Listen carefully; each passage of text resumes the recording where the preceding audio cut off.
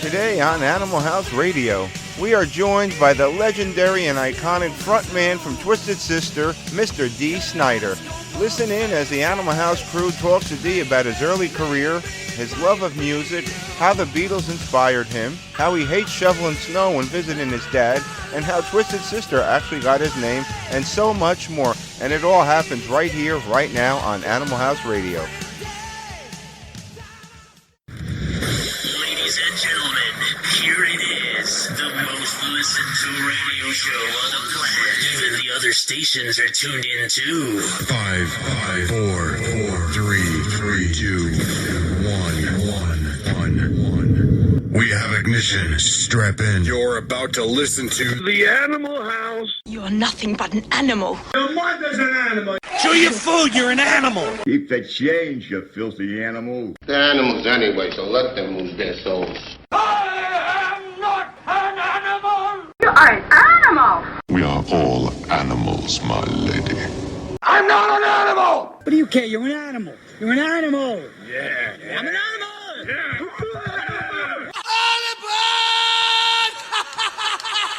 Atomic batteries to power.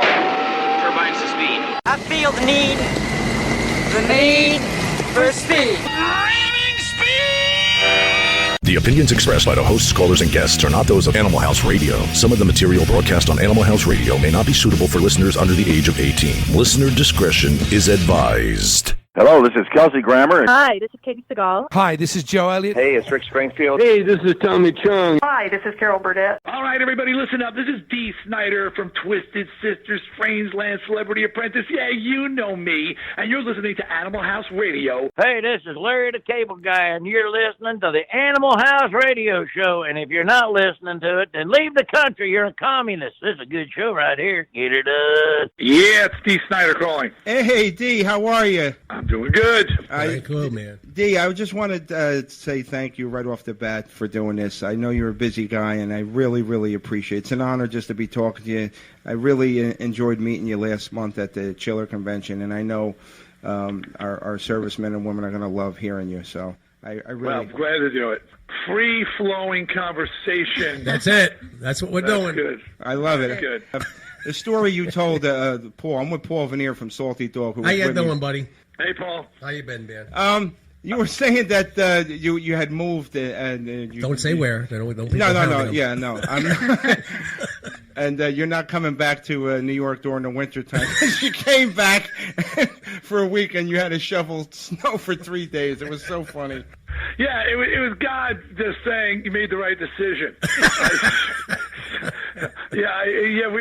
We moved out. Our kids and our grandkids all moved out to the west.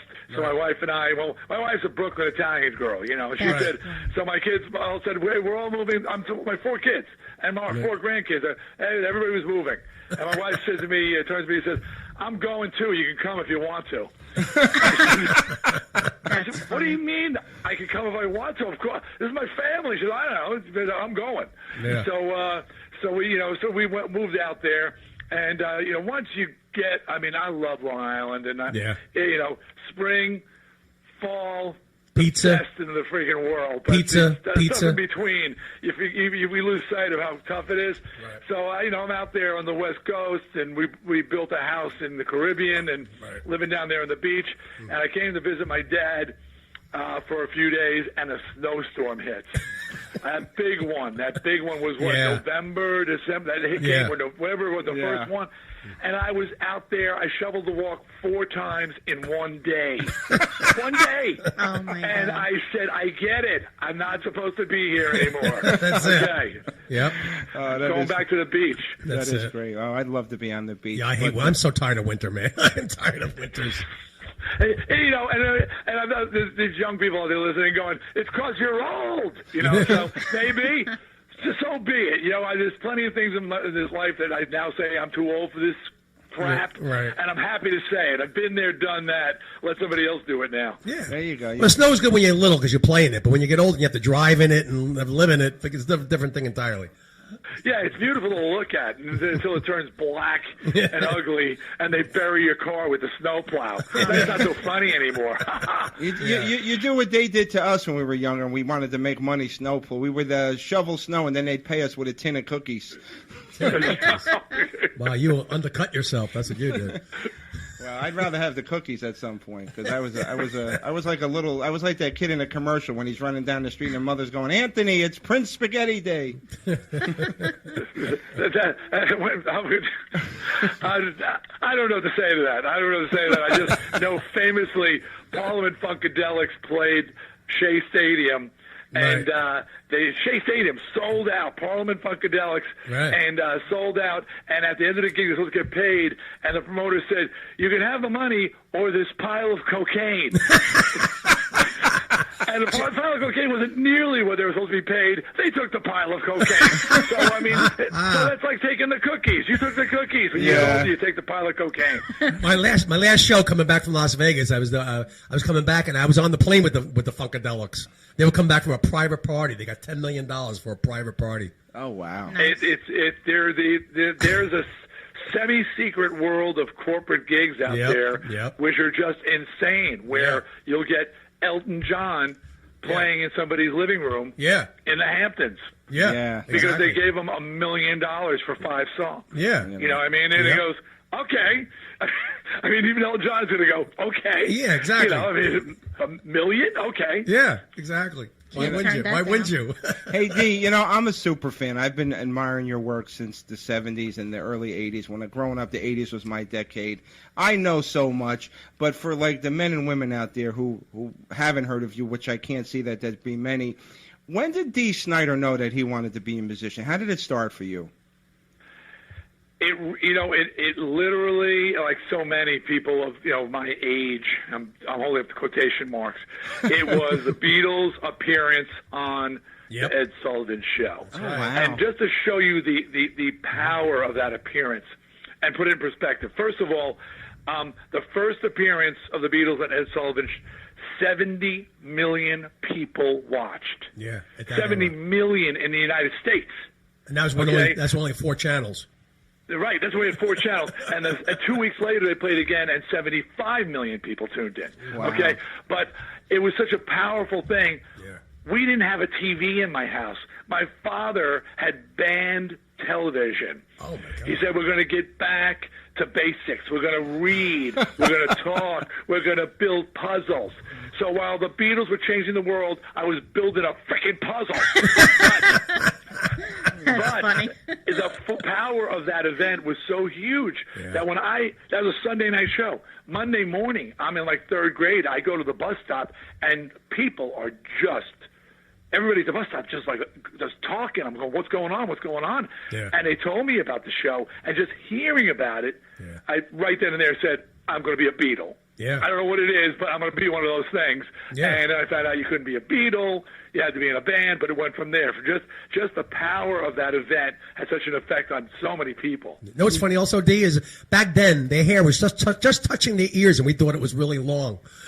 Oh, it was insane. It was like the comments: Are they men? Are they women? I mean, it was. You're right. It wasn't even over the ears, and they were wearing. They had bangs. That was the big thing. That it was combed in the front, and it wasn't slicked back with Brill cream. Right. It was. It was just loose and shaking it. It's like whoa. It's like going commando. They're going commando with their hair. You know what, Dee? Considering the genre of music that you wind up going into, when you saw that appearance on the Ed Sullivan Show with the Beatles, was that? I mean, they weren't a hardcore group. For that era, coming out and being a shock to everybody. I guess it was hard back then, but it was a different sound. Yeah, it was. And you know how many people that say the same thing? How that was one of their biggest influences getting into music from watching the Beatles on the Ed Sullivan Show. It's just amazing. I guess for that era, that was hard for them because it was new? Well, I was just exploring this with somebody the other day about, I'm an OG headbanger, and I had the first Zeppelin album when it came out, the first Blue Cheer album when it came out, the first Mountain album, the first, Cream. It wasn't even called the first Sabbath record. It wasn't even called metal back then. Right. It was called hard rock. Right. So, like you said, when the Beatles came, even though it wasn't metal, it was more edgy than a lot of what was going on. Yeah. And then I just found as I started to, grow, I found my tendencies were leaning towards the Helter Skelters, and the more edgier sound of all these bands. Yeah. And then even when you go into the later '60s, the Monkees hit, and there was Paul Revere and the Raiders out there as well. Right. And I was drawn to Paul Revere and the Raiders, who were always a little, if you go back and you listen, and it's been said that they were harder edged. There's songs like Good Thing and Hungry. They had a little tinge with sexuality, tinge with drug references, and the list, down, down, down, down, down, down. Yep. So, that was harder than the Monkees, and I just found that I was gravitating in that direction. And then, like I said, it wasn't even called metal until it was like 1973, 4. Bands like Sir Lord Baltimore showed up. And I think the first time the phrase was used in a review, Sir Lord Baltimore, it said in Cream magazine, use every heavy metal trick in the book. Right. And that was the first time the term heavy metal was used in writing, not lyrically. Lyrically, it was Steppenwolf. Wow. Yeah. I also found when Sgt. Pepper came out, that changed the whole world. That album changed everything, man. It absolutely did. But it was the 50th anniversary of Sgt. Pepper recently, and I didn't own Sgt. Pepper. It was like that was like a turning point. Like, are you that guy? Do you like that sort of psychedelia, or Hendrix? Remember Hendrix? He shook it in their faces. Yeah. He played Sgt. Pepper opening his set in England with the Beatles in the audience before the album came out. They learned it backstage, and they shocked everybody because Jimi Hendrix plays Sgt. Pepper for the Beatles before they released the album, their own song. But he did like an edgier version. Right. But the fact was, now Hendrix was coming around. Yeah. There's hard rock being born. Cream, and Paul, there's Sir Mountain, all of a sudden Blue Cheer. It started. Things started to change, and then by 70, Led Zeppelin, Black Sabbath, and now the Woodstock Nation is coming apart at the seams as people are choosing sides, and then some of us went down that path, and that was me. Dee, let me ask you. I want you to. Do you find it funny, the irony of how when we talk to a lot of American artists, singer-songwriters, they always cite that their influences were 9 times out of 10 it was an English-based band from the UK. And then when you talk, and I got the pleasure to meet Lemmy many, many years ago. He was sitting in the Rainbow Room, and when you ask him who was his influence, he says Little Richard. It's so funny how everybody's influenced by something. The English were influenced by us, and then we were influenced by the English. Yeah. It is ironic. Yeah. I mean, and why do you think all those English bands are singing with American accents? Right. True. Right. Yeah. Exactly. Nobody's singing with an English accent. Right. The only person who was saying with an English accent was Johnny Rotten from the Sex Pistols. I mean, everybody else is imitating American voices because they were turned on to the R&B and the Johnny Cash and the early rock and roll, and then we got filtered through them and then sent back to us again. And so it's a very weird thing. Yeah, yeah. It's so true. Twisted Sister had so many hits, and I got to ask you this because we had Slash on a couple of months ago, and I want to know if you feel the same way. When you're in a concert, or when you were in a concert, and you had commercialized hits that became huge. Like, we're not going to take it. I want to rock. Like when we asked Slash about Sweet Child of Mine, he said emphatically, I hate that freaking song, but it's not what I like. It's what the fans like, and unfortunately we have to play it because usually the band likes the deeper stuff that you don't really get to hear unless you're a diehard fan and you bought the album and you listen to every track. You know what? I totally disagree with Slash, and I love him. He's a great guy. He's a real deal, and he's a genuine. But this is where we differ. Mm-hmm. There is no feeling in the world like seeing an audience light up at the speed of sound. You can literally see the faces and hands. It's very subtle, but as it's reaching, you do these festivals and there's 90,000 people out there from the front or the back. All of a sudden, boom, bah, boom, and you just see hands just go boom and smiles for miles. That there's no feeling like it. You're right. So is it the same song over and over and over again? And look, I could sing it. I don't even need a band anymore to do it. I have done it a cappella. Right. It's a connection. I'm gonna digress for a second. I just was watching Comedians in Cars. I watched that show. It's great. Yeah. Jerry Seinfeld. Yeah, it's and great he was show. talking to. He talks about comedy, and he was talking to somebody. He was talking about Michael Richards. Right. Michael Richards had lost his crap in if you remember, in a place where he started using the N-word, and he lost his mind. Right. And Jerry said, "This is not a selfish job. It's a selfless job. Right. It's not about you, the guy on stage. Right. It's about them." Right. The audience. And Slash did say that, but that is ultimately what it's about. It's about, you're not there to please yourself. Right. You're trying to please the people who paid money to come see you. That's right. It's selfless. Yeah. And that's that's at the core it should be. And when we do this set, the guys, because I would write the sets. We were Twisted retired now, but I would write the sets, and they go, "Why are you putting some of the deeper stuff?" I said, "They don't want to hear it. They don't want to hear it. They're coming to hear the songs they love and know. Right. It's selfless. It's not about us. Right. It's about them walking out feeling satisfied that they saw the show that they wanted to see, and that's what it's all about." I agree 100%. And also, it's the energy that, and when even if you do a song a million times, and every audience is different, and when you get that energy from the audience, you're tapped into the universe, man. It's just a feeling you can't explain to anybody unless you've done it.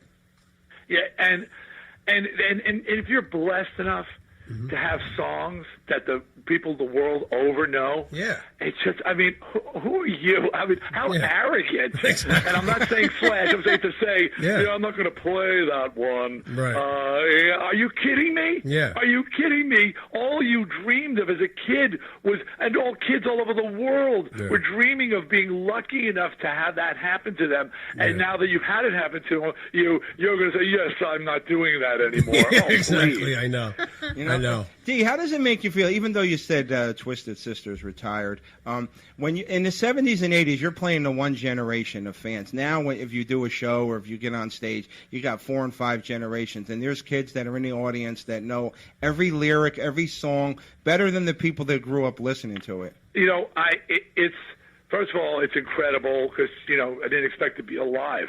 First of all, it's like you don't really think when you're in your teens and 20s, you look at 40, 50 and beyond is like. It's like you can't even imagine it. Right. You know what I mean? And the idea that you'd actually be on stage performing. Right. But it's incredible, and that's one of the reasons why.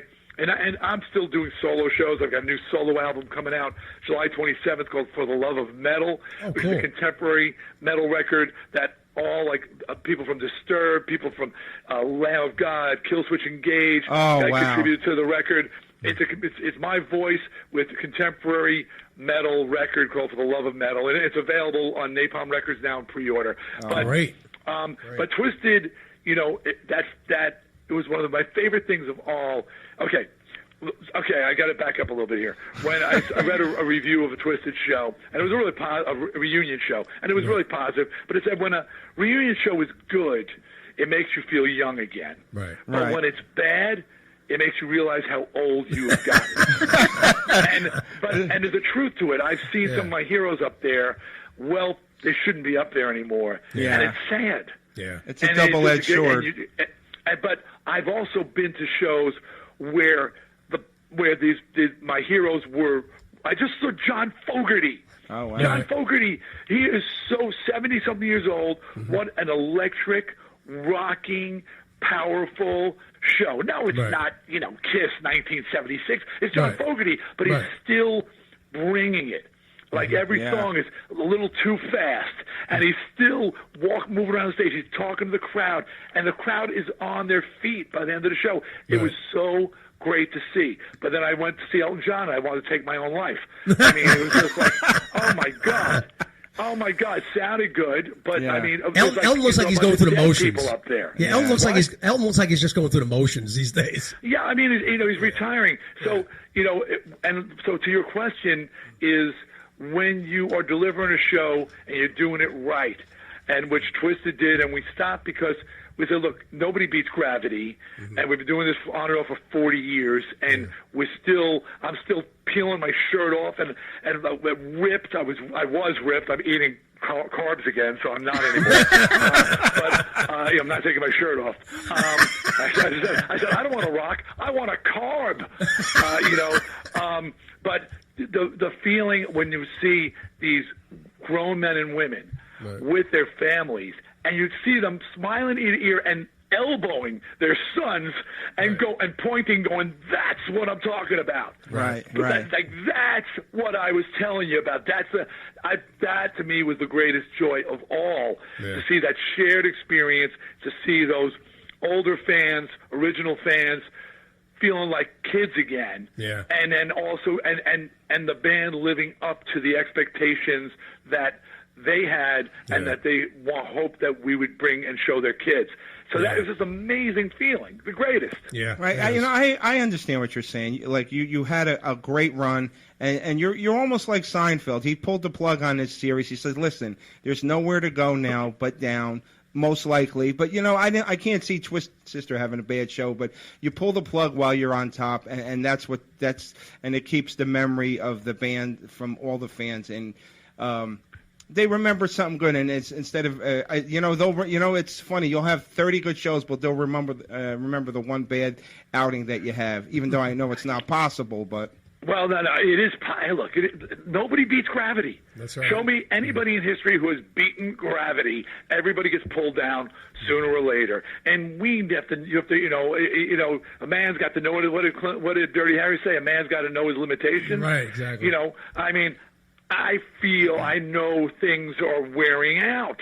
They're wearing out, and I'm in great shape. I stay healthy, but you can't beat gravity. Yeah. So, and one of the things that prompted me, and there was this, and this is not a slight on Slayer or Tom or Rhea in any fashion, but it was very disturbing. I read a review, and it said, and Tom talked about the fact that he can no longer headbang on stage because he's literally damaged his neck. Wow. And he says, I defined myself as the guy who thrashed on stage as hard as the audience, and now all I can do is stand there and groove. Right. And I said, that's what I don't want to happen. I want to get off the stage while I'm still, and I was throwing my body onto the floor, crawling around, headbanging, thrashing. I'm out there performing. I don't do those things anymore, because it's like an athlete. You damage your stuff. But to be up there and to feel that, I just felt his pain, saying, I defined myself by thrashing, and I can't do it anymore. Yeah, I think and I'm still up there. It hurt me to hear him say it. Yeah. I said, I just can't have that be me. I find also it's not so much the performing gets tiring, but I think the road wears you down. The road, just being on the road wears you down. It's hard. Oh yeah, people asking me, hey, Beloved of Metal, you're going to do a full tour? I'm like, no. And they're like, what do you mean no? I said, are you kidding me? Yeah. I'm not getting back on the bus or the van or the, I mean, the Stones are doing it. They've got private jets. They set up camp in the Alsatian mountains somewhere in France in a big estate, and they fly out for each show in a private jet. Right. I mean, somebody wipes their freaking ass, for God's sake. I said, if you're on that level, awesome. Yeah. But getting back and going city to city to city, no, it's not happening. Nope. Hey, D, at our age, we're not too far from having somebody wipe our ass, but not for the same reasons. Exactly. We wouldn't even know they're doing it. Exactly. That's why we have children. Hey, D, what was the decision behind dressing up the way you did when you in Twisted Sister? Was it just to get the shock and awe value of the performance, or to be different? It was the era. Well, the band came out, as Paul knows. The band the band predates me by a few years. There's a great documentary called "We Are Twisted, Blanking Sister" on Netflix, which actually documents the fact that the band existed for 10 years before MTV found us. Right. So it was a long, hard road, but the band came out of the glitter era of the early 70s. Right. David Bowie, Alice Cooper, New York Dolls. So that was it was birthed from that. When I joined the band in '76, that scene was over, but I was just such a knucklehead, I wouldn't let it go. I was just like, I'm still doing it. It's over, man. I'm still doing it. And the band was literally, JJ and the guys were literally thinking of changing the name. They were trying to change the look. Right. And they had this dunderheaded 21-year-old lead singer from Baldwin, Long Island, who still was living in the early 70s. Right. So anyway, they said, oh, well, I guess that's what we're doing because that nut won't stop. And then it became, hair metal. But there was no hair metal when Twisted was first out. There was no Motley Crue or Rat or Cinderella or Poison. Right. There was none of those bands. Right. We were coming out of the very early glitter rock era of the 70s. Okay, so we talked about the look. How did you get the name Twisted Sister? I pride myself on the fact that I wrote every Twisted song by myself. I created the videos. I created everything conceptually with the band. Was me, and credit to my wife Suzette, who I've been with for 42 years now. Right. She wound up doing the costumes, the makeup, the hair. She was like whatever I was, and she doesn't like to take credit. She goes, don't blame that on me. She said she was a FIT graduate. She's a very talented woman. She was just like, look, you had this thing you wanted to do, and I helped you achieve it. But that was your ideas. Right. So, but the name is one thing I can't take credit for, and it was from the first lead singer, who was at the very start of. Actually, the band was called Silver Star in 1973, okay. But they had this New York Dolls look that they were going for. Right. And Michael drank too much, and he woke JJ up at 3 in the morning, woke him up from a bar, and if you think about it, it is a drunk name. He was drunk off his ass, and he goes, JJ, I've got the perfect name. Twisted Sister. And JJ's like, what? He goes, Twisted Sister. And it's a drunk guy name. And the next day, Michael didn't even remember making the call. Oh my but JJ was like, whoa, that's money. That is a name. And when I joined the band in '76, they were getting ready to change it. And I said, you know what? I'd love to be the guy who came up with the name, but that name's not going nowhere. Yeah, so, right. And now it's like a household word. I just saw some woman slaughtered her family in England, and the front page said, Twisted Sister. And a picture of this woman with an axe or something. I'll tell you, you know what, Dee? I loved you guys from the beginning, and to show you what one of my favorite songs that you did, it might have been I know it was on MTV and stuff, which helped a lot of bands, but I loved Out on the Streets was my favorite Twisted Sister song, because and to credit you, I think you have one of the most amazing voices ever, because you had the ability to have that high range and the lower range, and you just brought it every time. But that was my. Well, thanks for appreciating it, and that's not a well-known track. That's a deep cut, as they say. It's like when I met when we did the Jimmy Fallon show, and Jimmy said, "I'm a huge fan." I go, "Yeah, I hear this all the time." He goes, "My favorite song is I Am On Me." And I Am On Me is from our second album, with a hit in England, but nothing over here. And the fact that he picked that one spoke volumes of the fact that, you actually know what we do. You know the stuff. And as far as my voice goes, thanks for appreciating that, because, when people sing my songs, often they come to me and go, dude, I didn't realize you were singing so high. It doesn't sound high and thin like a lot of guys sing. It sounds high and full. Right. Because I'm freaking roaring. They say, how do you sing like that? I said, it's kind of like letting air out of a balloon. You know, you just a lot of air coming through a very small opening, and somehow it makes sounds. Yeah. And you know what put me over the top with you, like besides the obvious talent and the love of the music, when you did that whole thing with the PMRC, I said, this guy really gives a shit, and he doesn't take any shit. I had my respect level for you went up like 200% when I saw you. That you stood up for yourself and your music and other musicians. So I have to applaud you for that. Well, thanks for appreciating it, and I felt a responsibility to the community to represent.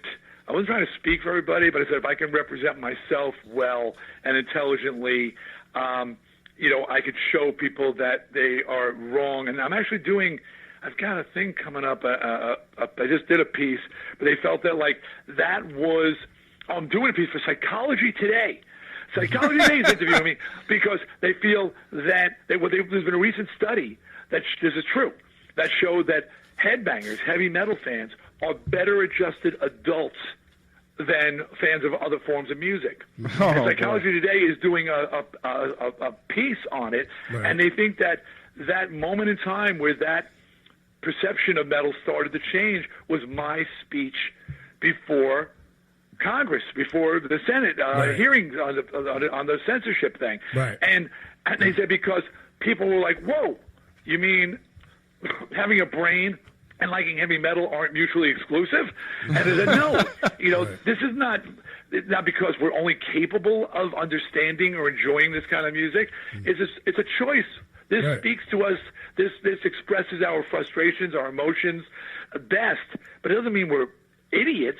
Right. And honestly, it's wonderful because not a day goes by that somebody doesn't literally walk up to me on the street and just say and do what you just did, shake my hand and say thank you for that. Right. You showed everybody that we're not morons. And it's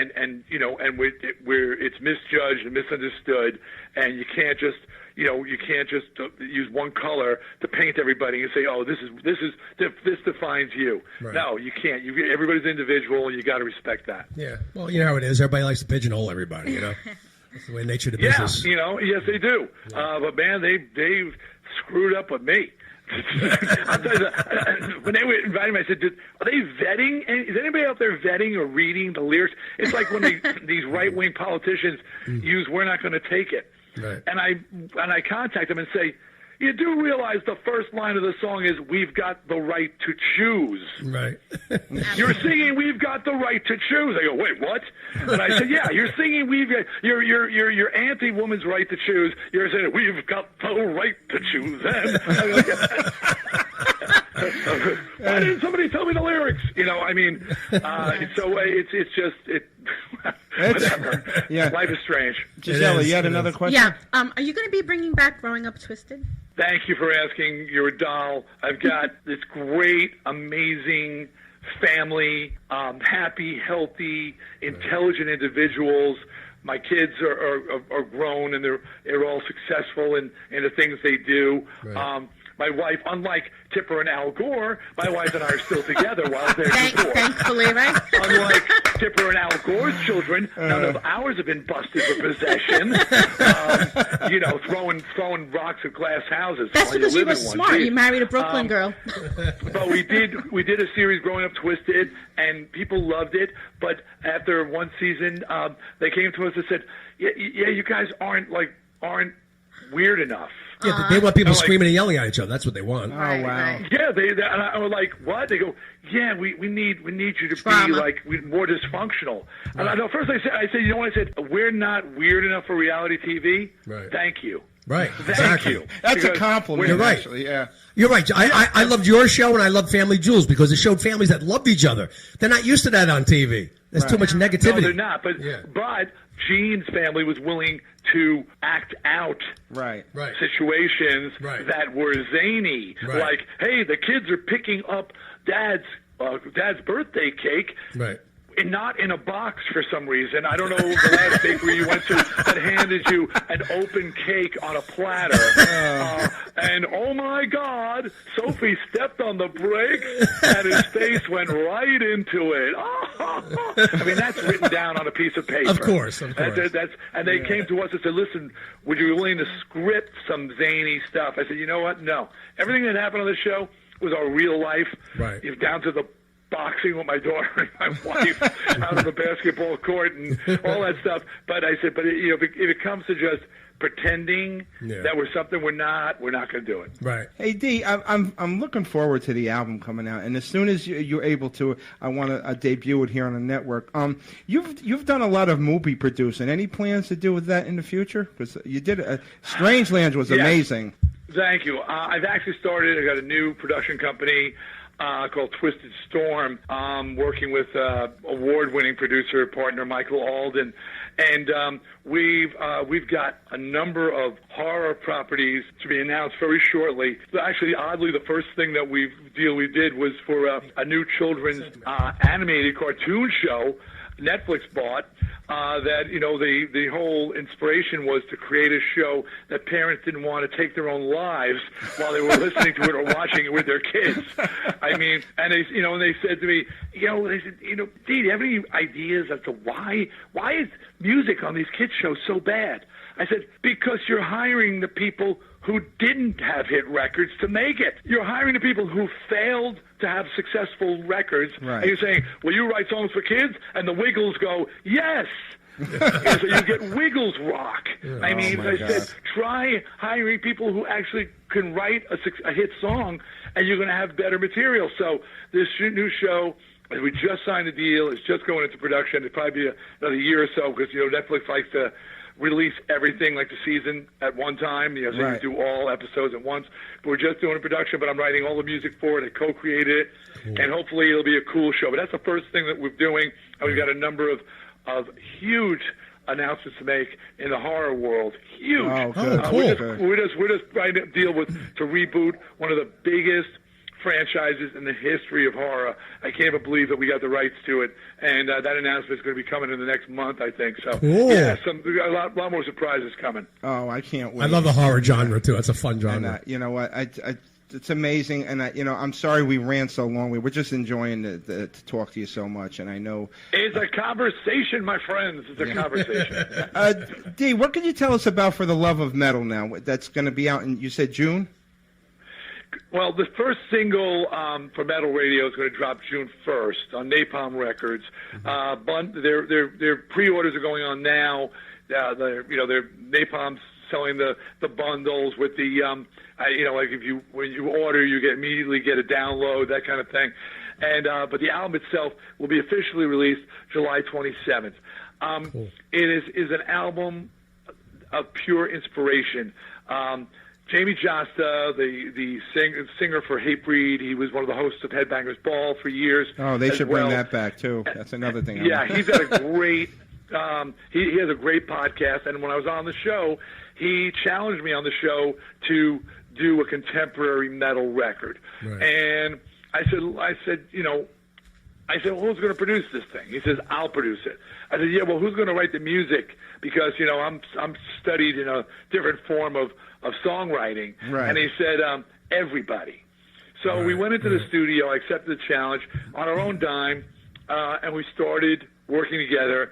And then he said his phone rang off the hook, and people from Disturbed, Lamb of God, Killswitch Engage, and so many others came forward with songs and ideas, and I did duets with Howard Jones from Killswitch, and I do a duet, an anti-bullying song with Elisa White Glues from Arch Enemy. Oh, wow. And a number of, so we did this record, and then but again, out of our own pocket, no record deal, just inspiration and passion for the music. And then we had multiple metal labels bidding on the thing at a time where nobody's getting legitimate record deals. Yeah. We were getting crazy offers, and Napalm. We wanted to go to metal label because it's a true metal record. Right. And Jamie said, I got the perfect title for the album.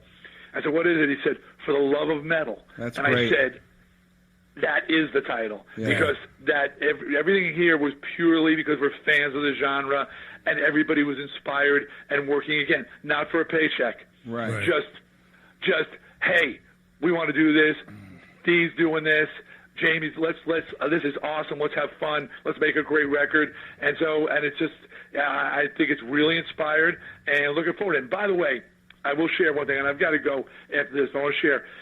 There's, the state of the world. I'm a person who's I never sang about sex, drugs, and rock and roll. Right. I was a guy. I had the middle finger waved high and screaming to people, we're not going to take it, and fight back, stand up for yourself, believe in yourself, and don't you have to put up any crap for anybody. So there's anti-bullying messages on here, which is something that I'm really, I've always been against, but I'm really getting more and more fired up about. There's also songs about the current state of politics. Right. And when I say politics, what's going on in the United States is going on all over the world. Yeah, it's global. It's not just the United States. You see it in England with Brexit. You see it in Italy. Yep. You see it. People all over the world were getting fed up with business as usual, and they're taking some pretty extreme measures, for better or for worse, to change things. But there's a song on the record called American Made, and it's not a nationalistic song. It's a unity song. It's inspired. I was watching the Olympics, and I said, look at this. We're at each other's throats politically right now. Right. But when our teams are out there on the field, we're all together in the stands, side by side, chanting USA, USA. Right. Because we're at the end of the day, it's a family. It's a dysfunctional family, but like any family, we can fight amongst ourselves, but don't you dare start with us. It's true. Yeah, absolutely. You're right. Don't you dare start with us, because we may be fighting amongst ourselves, but we're Americans first and foremost. And American Made is that song, and it's a huge anthem. And I think when you guys hear it and when people hear it, I'm very excited to make this statement, because I think it needs to be made right now. Right. I think people need to be reminded that, if I asked any of you, I think everybody would say the same thing. I'll fight with you tooth and nail. I mean, as you see, families divided over politics these days. Yes. But anybody fucks with the family, you're dead. All of us. Yeah. And that's it. I love it. Paul? Yeah, I was going to say you'll be happy to know. Don't believe the news on TV, because believe it or not, the world is not falling apart. It's actually coming together. I hope so. Don't believe what you're seeing on the media. No, and people need to be people need to be reminded sometimes. Yeah, but you're right though. It's a global thing. It's a global event. Because like I said, look, I just went through a tragic thing in my life. I come from a big family, and we had major issues between us, and we weren't talking for years. Some of us almost 2 decades. And then a tragedy befell the family, and my mom got hit by a car, and just horrible things. She wound up dying. And boy. On a dime. You were there. It was like, done. We're done. Okay, no more of this. Right. You know what I mean? This, whatever little petty BS between us. That's right. This is a real problem. This is a real issue. We're a family, and we came back together in a heartbeat. Right. And that's the same thing with this country. So, I like agree. you're saying, as crazy and as frustrating, and people wondering, is this the end of civilized man as we know it? No. At the end of the day, we all know we're a family, and we'll fight to the death for each other if we have to. And that's the way it should be. And I'm be. hoping to remind people. Yep. Absolutely. Dee, before we let you go, would you do us a small favor? Is it involved? Never. What else? I'm not even going to go there. It's not so small, I want to tell you. It's a sizable. Well, what favor are you asking for? No, we just need a station ID. If you could do a station ID for us. Yeah, not a problem, man. All right, everybody, listen up. This is Dee Snider from Twisted Sister, Strangeland Celebrity Apprentice. Yeah, you know me. And you're listening to Animal House Radio. Dee, thank you so much. God bless you. If you need us, we're here for you. Let us know whatever we could do to push the album and anything else you got going. Again, when the album's released and you guys are listening to American Made going, damn, You sit spot on. This song is spot on. This is an anthem for the next generation. Awesome. Can't wait. So, Can't wait. Okay. Thank you so much. Okay, God guys. bless. And girls, take care. Great to catch up with you. Take Dee care, buddy. Snider, everybody. Bye-bye.